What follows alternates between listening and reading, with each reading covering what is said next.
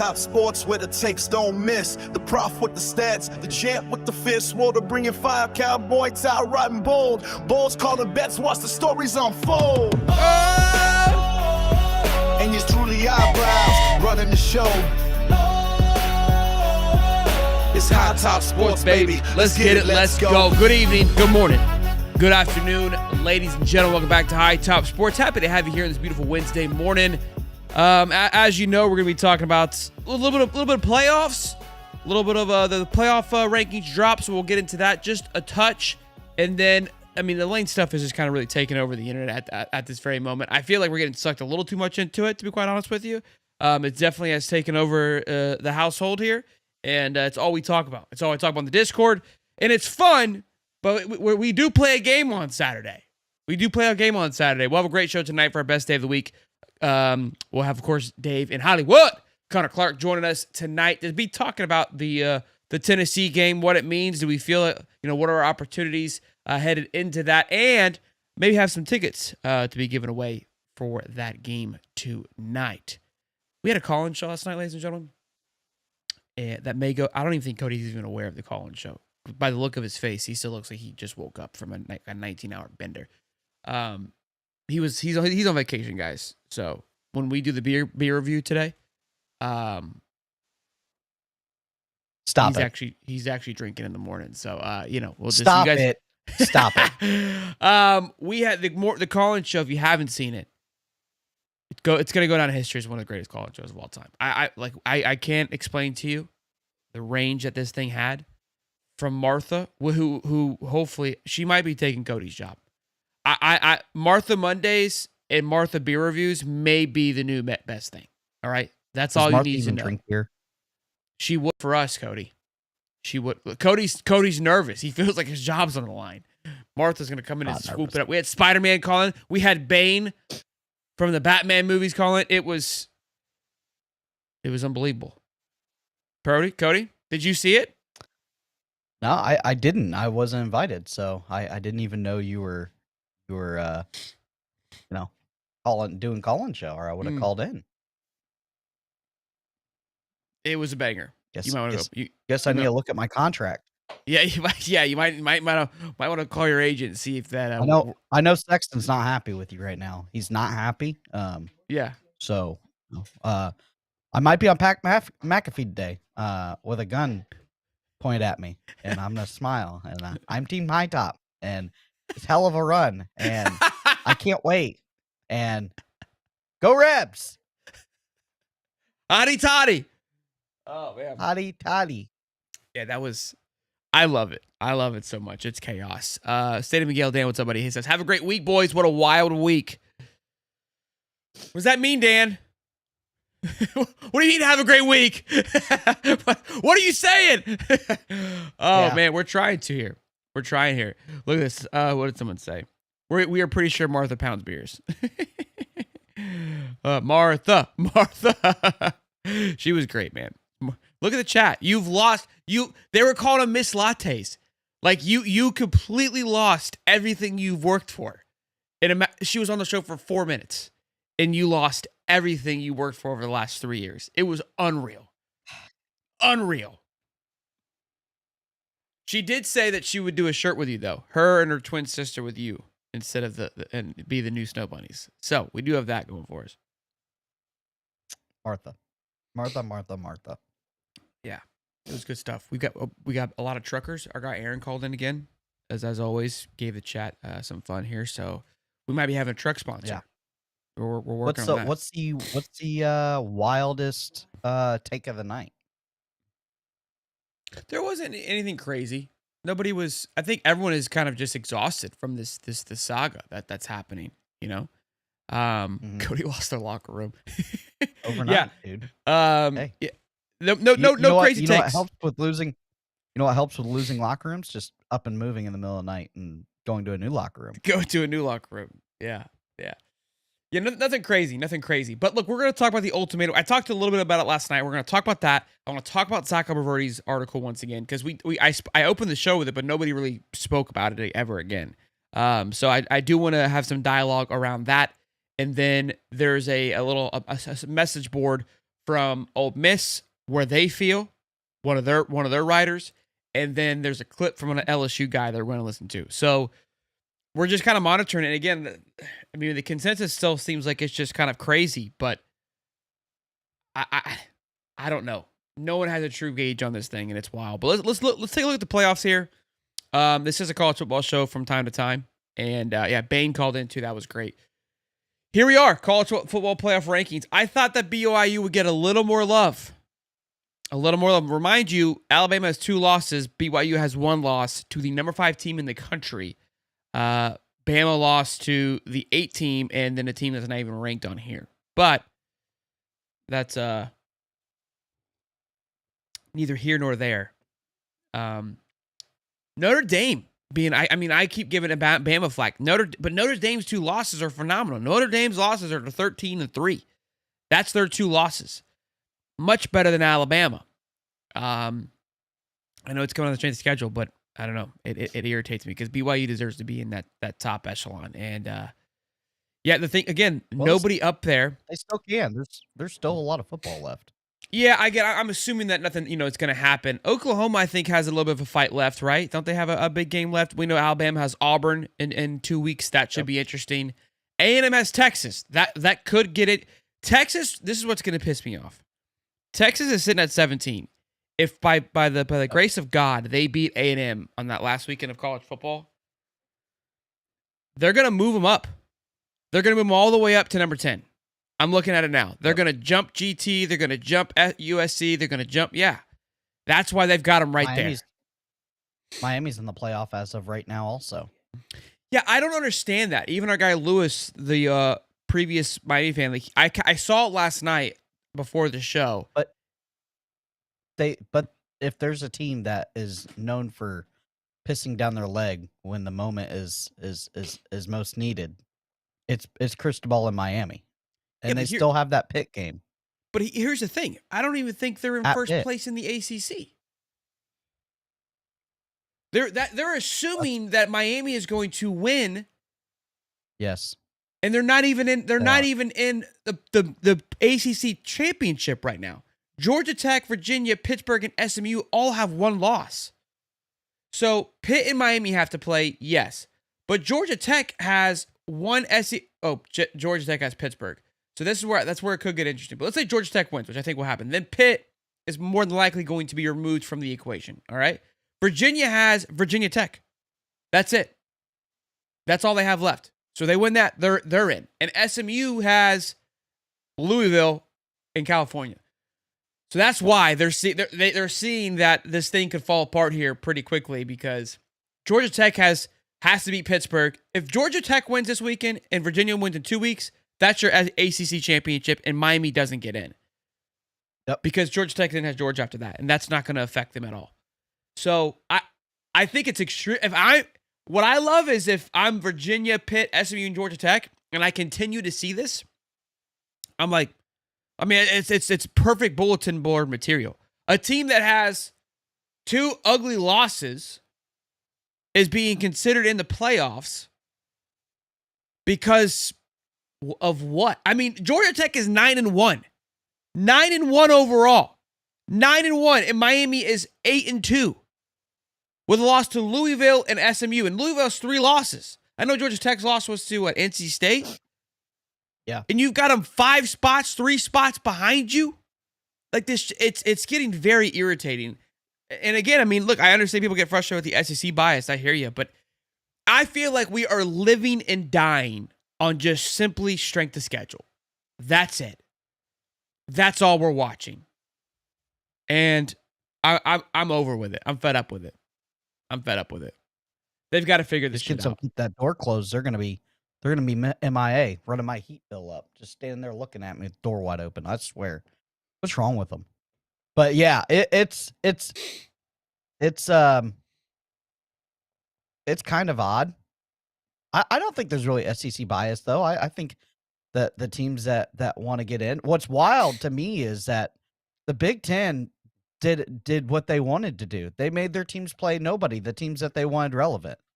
Ohio State, IU, Oregon. I mean, Oregon played a couple teams, but it's kind of a head scratcher. It's like these teams haven't even played anybody to rank them that high. If you look at strength of schedule, Yeah. Even Notre Dame. I mean, outside of their 2 wins, I mean, I don't know how that's their schedule's a little better. I'm They not also hating on got- Notre Dame. they also got Lou 2 hates on bad Notre Dame a losses. lot. I don't mind Notre Dame where they're at, to be honest with you. Go ahead. Sorry. Well, and then you got the G5 in Tulane, and again because of the non-playing for the G5, you're basically letting all these other teams, BYU, Miami, Vanderbilt, SC.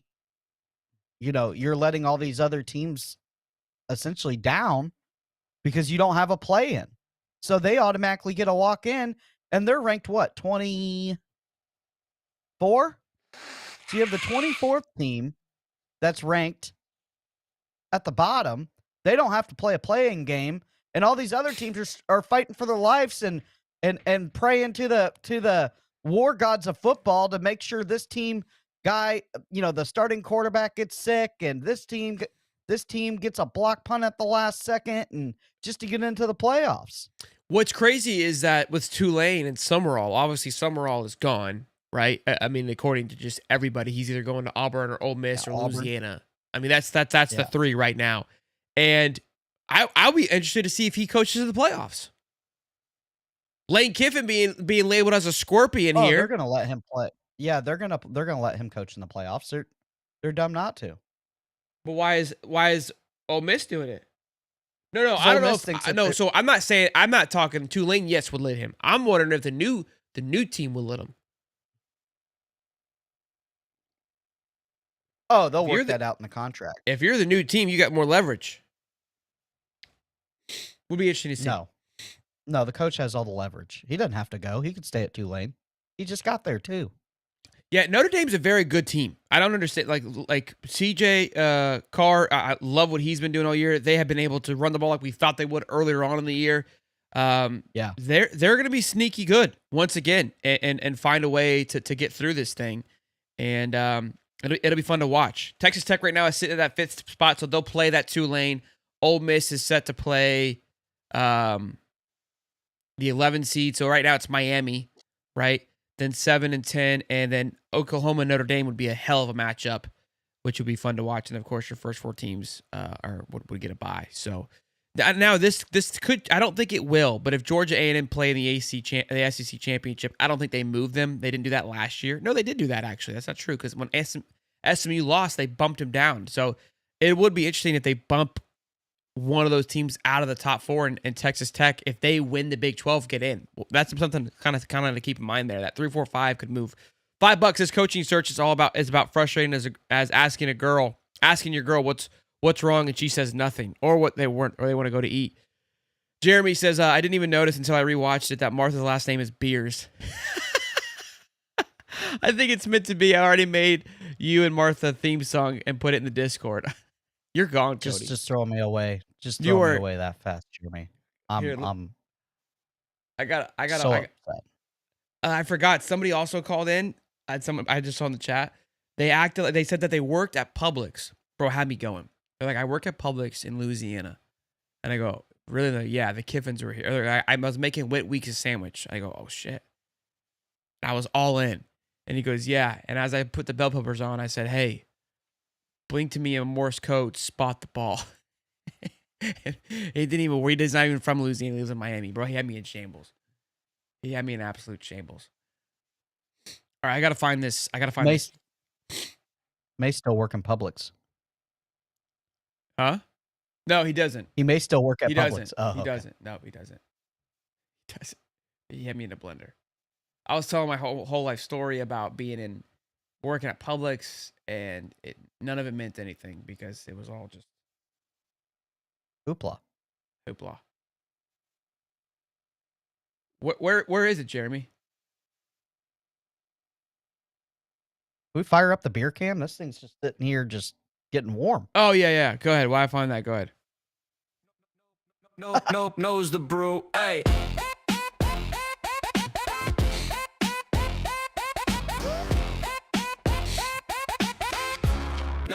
Knows the brew. Professor steps in with the foam in the air, got a brew in his hand and a confident flair. Hops so crisp, yeah, they make you care about the science in the bubbles, man, it's rare, so rare. Spinning facts like a DJ on the decks. Flavor profiles coming straight from the text.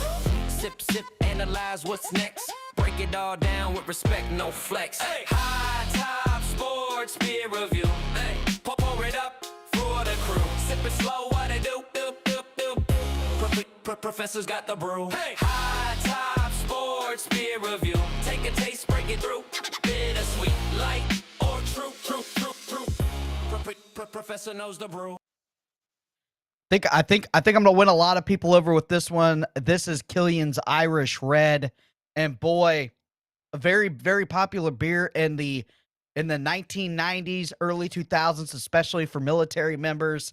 Every dirty, nasty, smoke-filled pub in the world was serving this thing by the gallons. Let's go ahead and take a big swig. Very, very, very good. Now, these things will fill you up, but nice dark red beer. It's a beautiful beer. It tastes delicious. Getting some great notes on the back end, some toasted notes. Absolutely incredible. And you know, I don't suggest it being a breakfast beer. This is a beer you start early with an empty stomach, gets you a nice little buzz, and then you eat. Okay, you don't want to eat after this beer because you're only gonna be able to have about one. It's a loaf of bread, but absolutely incredible beer. Hope you guys enjoy it. I'm gonna give it an 8.3 on the scale. Yes, it's a little bit bigger manufacturer, but here's the thing: you can't find this thing. I went to 5 liquor stores yesterday just trying to find Killian's Irish Red, and I finally found a 6-pack. Blow the dust off of it. I was worried it was gonna be bad, but hell of a beer here.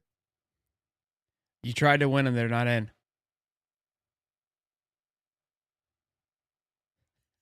Everybody loves Killian's, bub. Martha would have more passion. Cody's fighting for his life. Cody's fighting for his life. For his life. I do it for you guys. It's the only reason. All right. You think I want to drink beer in the morning? This is Cody. Sitting here with Miss Martha and her sweet sister on the line and a cold one in my hand. Chat room done dragged her into this mess. It's Martha Mondays, baby. Yo, it's Cody from High Top. Orange and blue in my vein. Got Miss Martha on the porch, twin sister on the phone, ringing again. 70 years young, but she still throw the horns up. Sipping craft while the Gators run the score up. Sweet tea and cold brew, orange and blue. Martha and Cody, what we finna do? Crack a can, rated 1 to 10. Gator chomp on the porch, Martha Mondays again. This IPA tastes like a lawnmower's dream, but I give it 8.5 cause it's hoppy like the team. My twin sister just called, said, Martha, don't you cuss. I said, honey, I'm on the radio, I cuss if I must. Sweet tea and cold brew, orange and blue.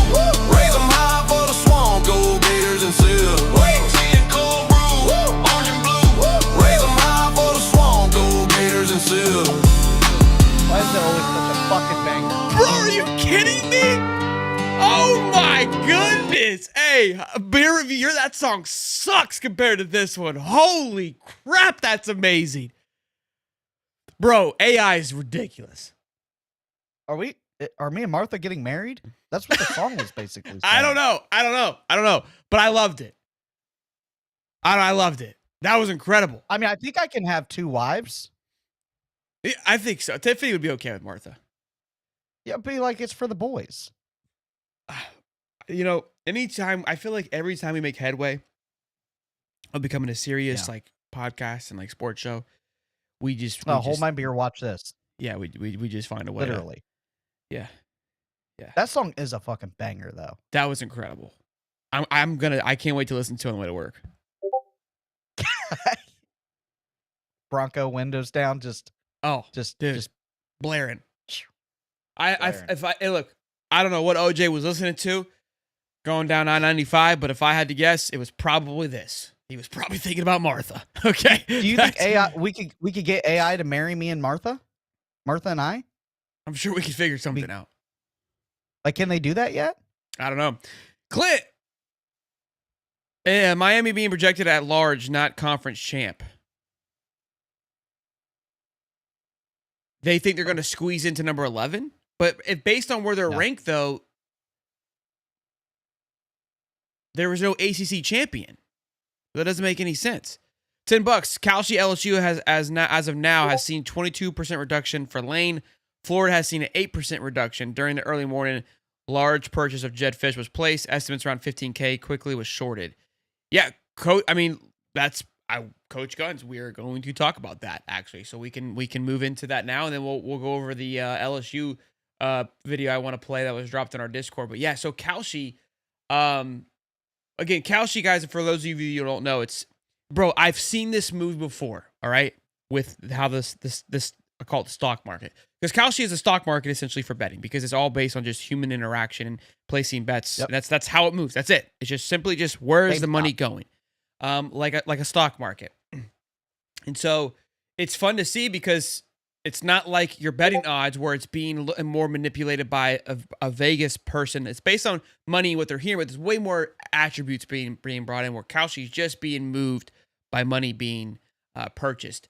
So right now, Lane Kiffin, like he said, dropped at November 18th, which was yesterday. Lane Kiffin was at 51.2% to be the LSU's next head coach. He has now dropped down to 27% as of today.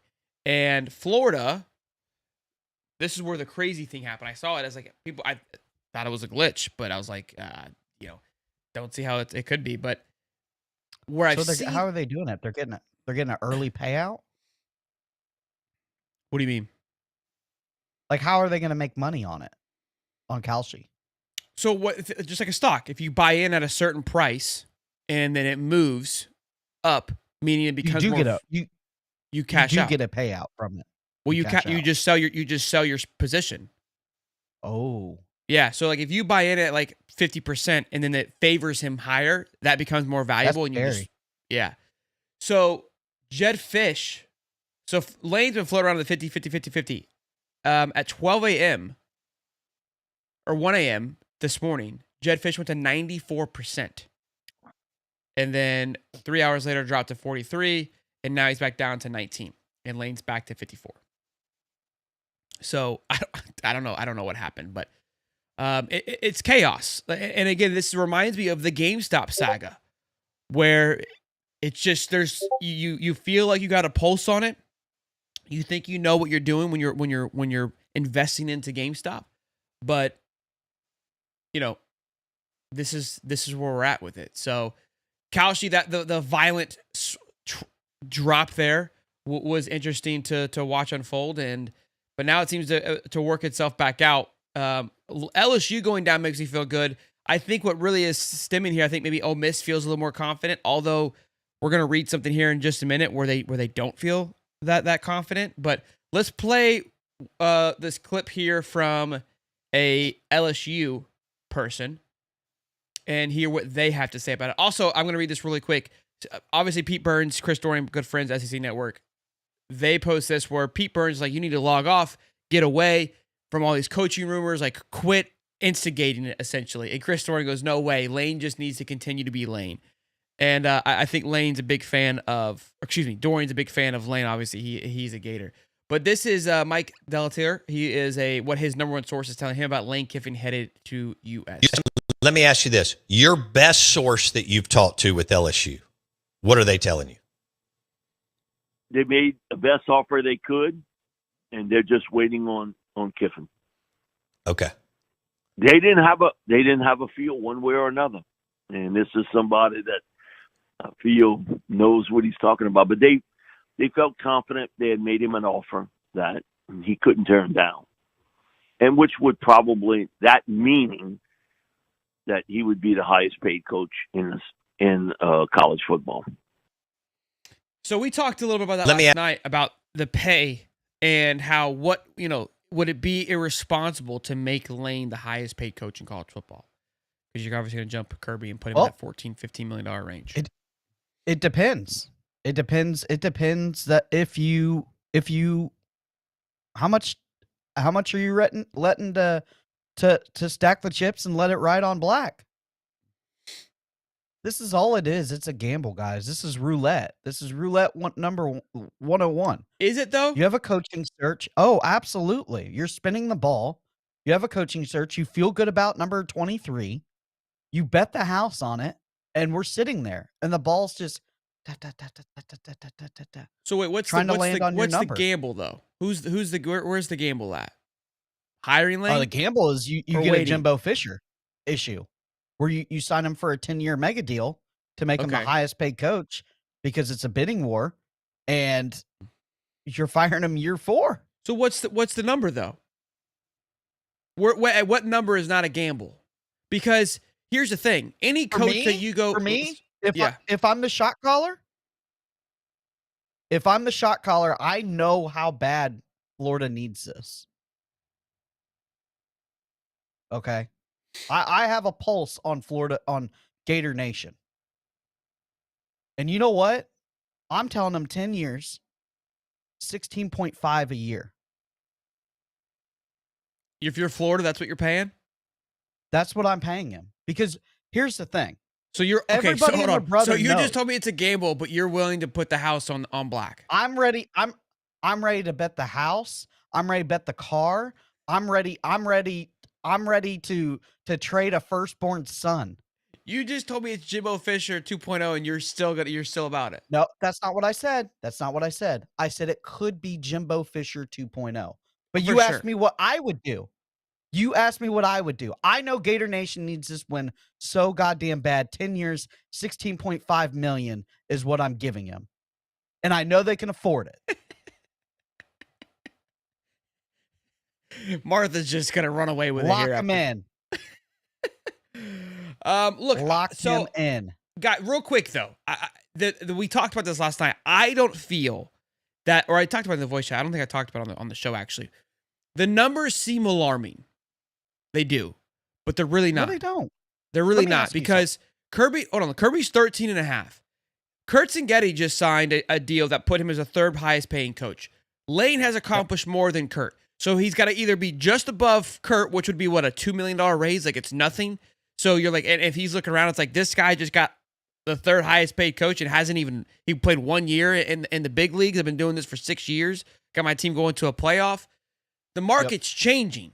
So all it's doing is that Kirby will just re-sign a contract and become the highest paid coach in 2 years. What Lane and Sexton are trying to do is that trying to make sure they condition his contract that within 5 years, Lane is still considered a top paid coach. That's all this is. So because I know, I mean, we've seen that Florida, I mean, we've heard at least that Bleacher Report released it's 11 and 13. I think it's much higher than that. I think that Florida would be willing to go to 13, 14 personally. And I'm okay with that. I'm okay with giving him more than Kirby Smart. And the only reason I'm okay with saying that because I don't feel like it's truly giving him more. It will make him the highest paid coach for 5 minutes. Then Kirby will renegotiate. So you got to make it high enough. The market's just moving. It's like a quarterback market. It's like the DE market, like defensive end. Like we've seen it every year. Like a guy will come out and it's the hot market. It's a little bit different, obviously with positions versus coaches, but that's what's happening. The market's moving, and someone's gonna have to pay him. Listen, guys, I lock him up to a 10-year deal with some very tight contract because listen, we don't know if DeBoer's going to make it out of Alabama, and we don't want the same situation happen to us at Ole Miss. And if it does, it needs to have serious repercussions in the buyout.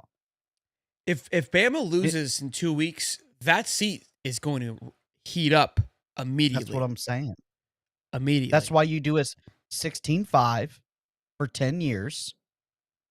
You know, we have all this money for stadium renovations and everything. You know, it's like in Friday Night Lights. They ask, a radio caller calls in and says, how do you feel about Coach Gary Gaines making more than the superintendent and the principal? He says, well, Coach Gary Gaines, can the superintendent or principal coach football?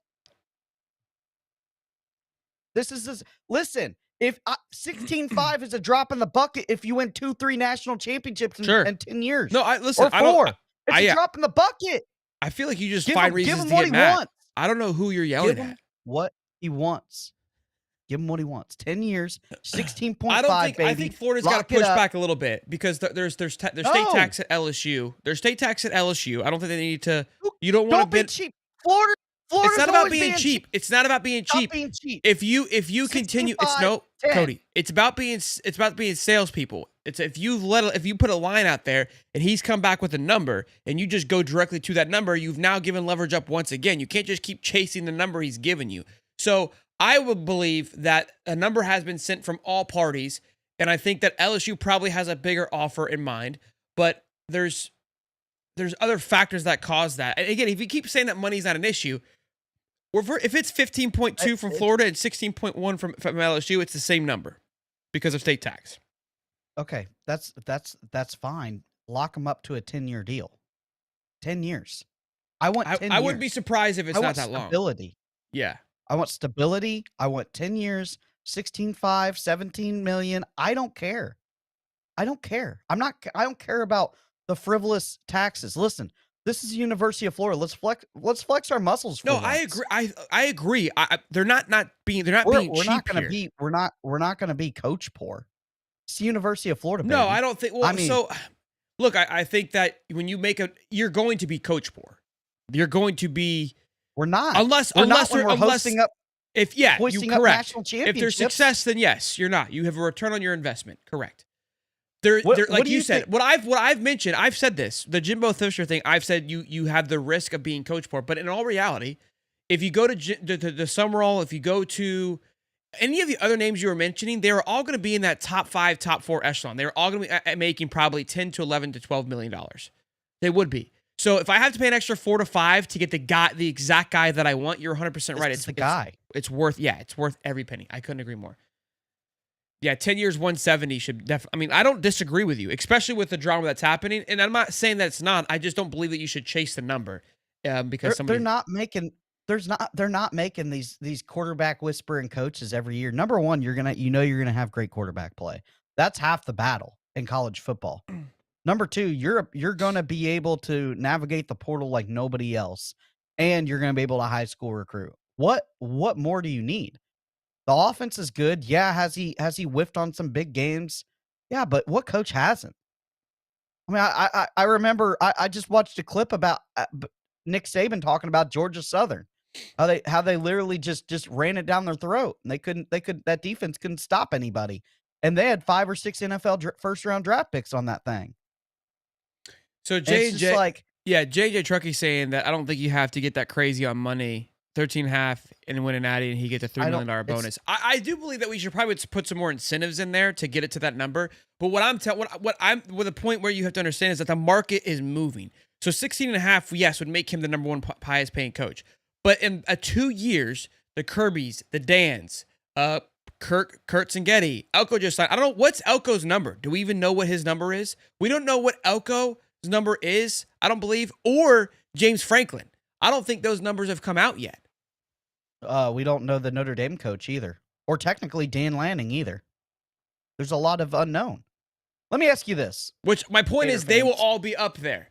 How much money would you guys have paid to keep Steve Spurrier on a long-term, 10-year contract? They would have paid through the roof. How long would you guys have paid Urban Meyer to stay at Florida and locked him in for a 10, 12-year contract? We would have paid through the roof. You know how many national titles he would have won at the University of Florida on a 10, it's not the money. That comment, Cody. It's the stability.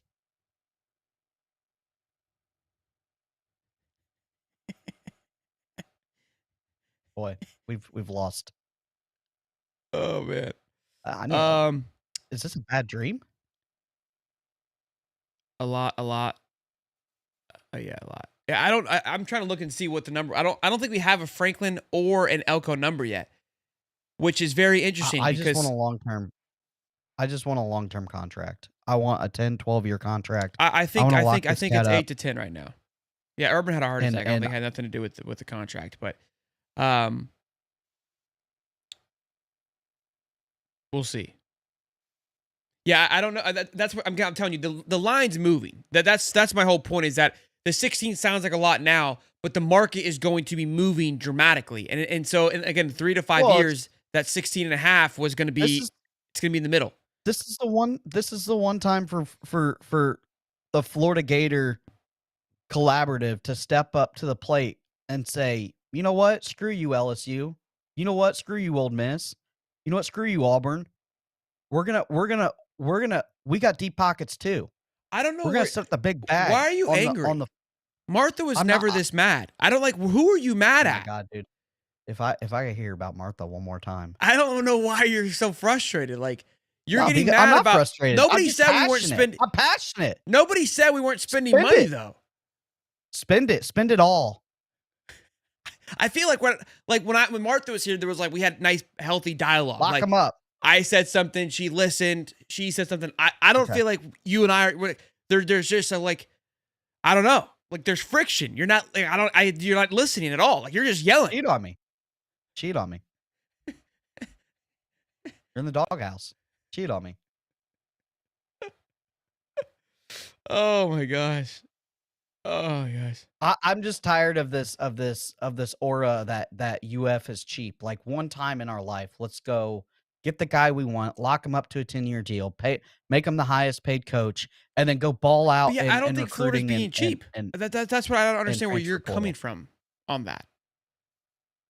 I don't think anybody's claimed because Florida you were asking like how much is how much what's this thing to me is going to cost? I told you, 16.5, 17 million a year. The angry route to express your feelings. That's all. That's all. I just want to make I'm not angry, baby. I'm just passionate. I just want to lock this thing in. But listen, he's dropping the bed nicknames now. He's trying to swing it back around. Hey, I'm ready.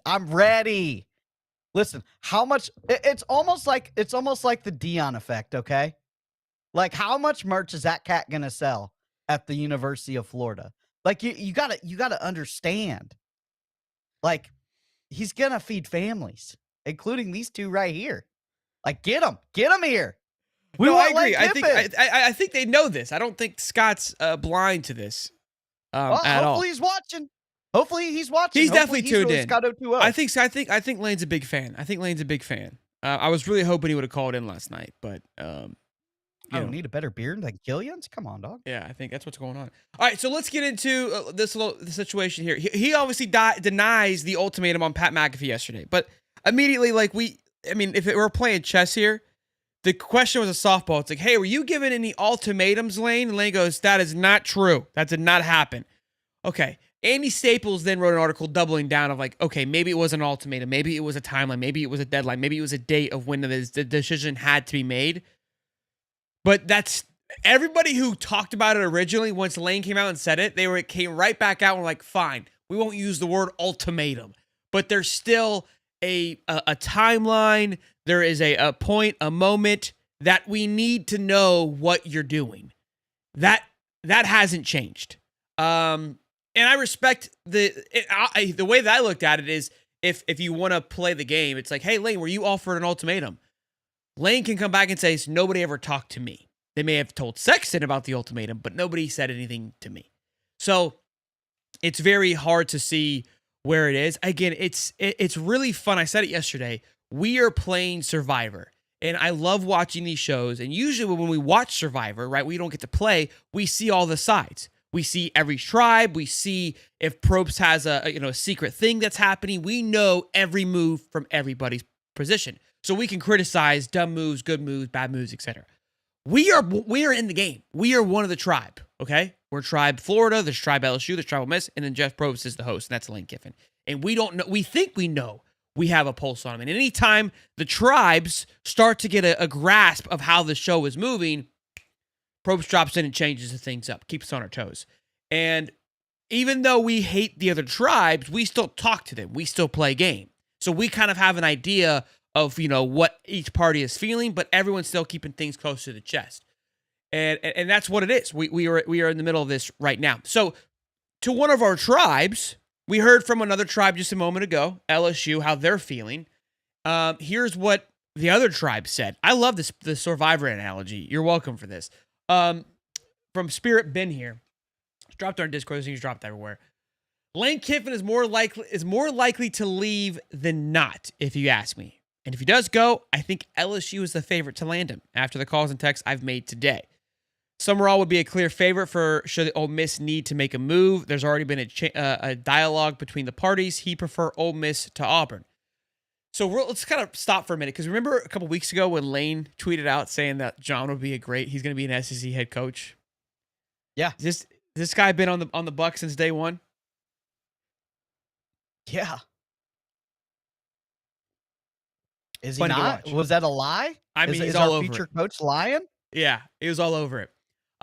Kiffin can argue semantically about what is an ultimatum all he wants, but he's not coaching the college football playoff if he is headed out the door, which ultimately is an ultimatum. Like, hey, if you do this, you're not doing this. Kevin Smith is obvious, but I was told GM Billy Glasscock and assistant Randall Joyner and Charlie West would be among the coaches who'd probably go with him. Pete Golding, Joe Judge, Jake Schnuver, and Brian Brown are among those who likely hang around. Actually, there's no likely with Golding. He has a contract unique to Ole Miss, and he has already told Kiffin twice he won't be going with him anywhere should he leave. What is interesting is that I spoke about this yesterday of like, Ole Miss has a great infrastructure. They've done all these things. Yet we read this, and it says GM and his assistants and OC would all be leaving Ole Miss, which is huge. Yeah, I mean, that's a huge. It's just the defensive side of the ball that's not very good right now. Yeah, man, Good luck with it. yeah, Good luck. yeah. Go ahead, you can keep them. Yeah. So then it says Florida is still very much in play too. Ole Miss is actively making NIL preparations in the event Kiffin follows through with the departure. I asked Walker Jones today about Grove Collective fundraising. We've seen a steady increase over the last 45 days in new memberships and overall giving. We are extremely competitive when you talk about funding, operations, and efficiency of contracting with student athletes when it comes to our competition in the SEC. And I don't disagree with that, but we've seen the numbers when we had that Excel sheet. I mean, they're in the red. I mean, Florida is one of the most profitable operating, teams in the country. Yep. So I wonder as soon as this thing is announced, what players are going to go try to keep. yeah.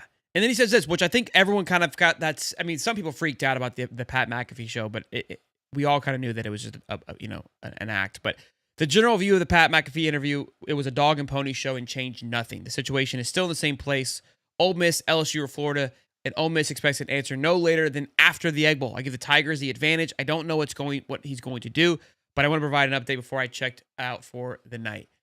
Again, why does LSU have an advantage now? That's the part that I don't know, and that's I think what people are trying to figure out what it is. I stand down on this. I continue to go on this. I do want to mention this. I said it last night at the beginning of the show that I found very intriguing. Florida has done a very good job operating in very quietly, right? Like I said it before, like the G in lasagna, just silent, a little bit of swagger, which I appreciate. We haven't had many things break from even our side of things, the beat writers. Yet last night, right when the show went live for the call-in show, Zach Aberverdi wrote an article discussing the visit from Knox in Gainesville. So I found that very intriguing because up until that point, it was just hearsay from somebody else. Like NACO's confirmed it once the LSU stuff dropped. But even after the fact, it took 24 hours for us to get a full-blown article about it because I think that people are kind of eerie about what they want to say. I know we have Cam Parker in our Discord. He was talking to us about some of these things that eventually came out, but he was like, nobody was willing to say anything about from these high schools because he visited Buchholz, he visited Trinity Catholic, I believe that it's called, and the coaches were like, we refuse to talk about what happened here.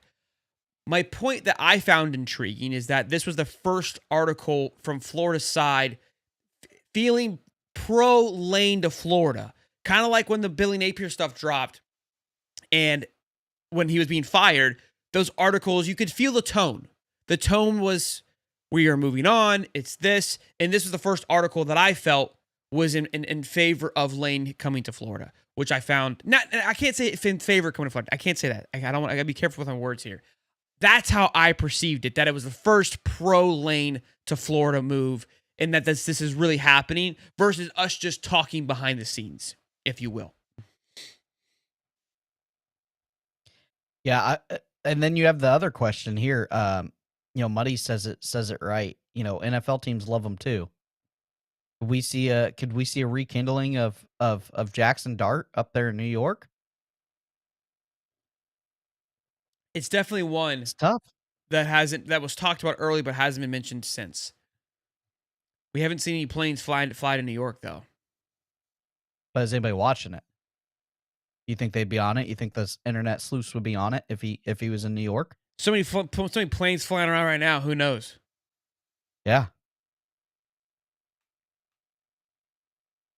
I don't know. It's if that's your guy, and I'm standing 10 toes down. If that's your guy, you go out and get him, and you don't make any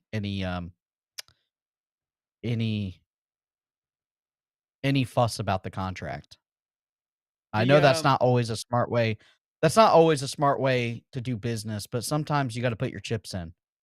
You know, So- Florida has done this where we've gambled on and gambled in the wrong way, gambled with, you know, Billy and some of these. It other doesn't feel smaller like Florida's coaches doing try that to this hit 'em. time. That is the one thing that I will say, that there seems to be a cohesion and a direct goal in mind from everybody involved to get this thing done. And I think that they're moving very effectively and efficiently. And I like the fact that we have the least amount of noise coming out. I really do. It feels like it's the most, and I hope it pays off. It's the first time it feels different, and I hope that we have the results that we want for the first time in a long time. El Gapo says Tigers insiders are now saying they are targeting Dillingham and Braden Fihoko, who played on LSU, I believe with Yep. Burrow, the lineman. He's been very vocal on Twitter as of late here, kind of taking. He said they're not getting Lane. He's adamant about it, like adamant, like dying on the hill, adamant about it, which is very, very. He's the only one I would say from, like, we're talking tribes. Like, we all have our own kind of like variables of tribe members that have an opinion or a thought or a view of this situation. And I wouldn't say that there's been a Florida and Ole Miss guy that has been anti this thing happening, like he has been for, not that he's anti it happening. He said he would love Lane. He just doesn't see it happening. So I don't know. A lot of interesting stuff, a lot of moving pieces. What I do know is there's 600 people strong, almost 700 people in here this beautiful Wednesday morning. Hope you guys had a great time. Listen, I know we all wanted to see Martha, but shout out to Cody for stepping in. We appreciate it, Cody, at last minute. You know what I mean? I mean, coming in and trying to fill Martha's shoes are tough. And you did okay. You did okay. You didn't kill it. But you did well, and we appreciate it. A couple super chats here, $5. You can't make dry Martha. She's on the way to Oxford to wipe the memories of the velvety ditch away. $5. Cody and Martha would never work. She does not seem like the type to slash tires or kidnap your dog. We know Cody loves crazy. Go Gators. That's factual. You've been watching the show a very long time. There's no doubt about that. No doubt about that. Boys and girls, we'll see you guys later on tonight, and we're gonna close it. We're gonna close it down with the bang. Here, y'all. Don't do it. This is Cody. Sitting here with Miss Martha and her sweet sister on the line and a cold one in my hand. Chat room done Peace and dragged love, into baby. this Smash mess. the like button, subscribe. Martha Mondays, baby. Yo, it's Cody from High Top. Orange and blue in my vein. Got Miss Martha on the porch, twin sister on the phone, ringing again. I got both of them. Is young, but she still throw the horns up. Sipping craft while the Gators run the score up. Sweet tea and cold brew, orange and blue. Martha and Cody, what we finna do? Crack a can, rate it 1 to 10. Gator chomp on the porch, Martha Mondays again. This IPA tastes like a lawnmower's dream, but I give it 8.5 cause it's hoppy like the team. My twin sister just called, said, Martha, don't you cuss? I said, honey, I'm on the radio, I cuss if I must. Sweet tea and cold brew, orange and blue. Raise them high for the Swan, go Gators and Silver. Hey, hell of a job getting the laps to write that. Just Raise in a them high second. for the I know. Swan, go Gators and Silver. Who's doing it, Cody? Nobody. We'll see you tonight live, 8:35, baby. Y'all be good. Have a great day.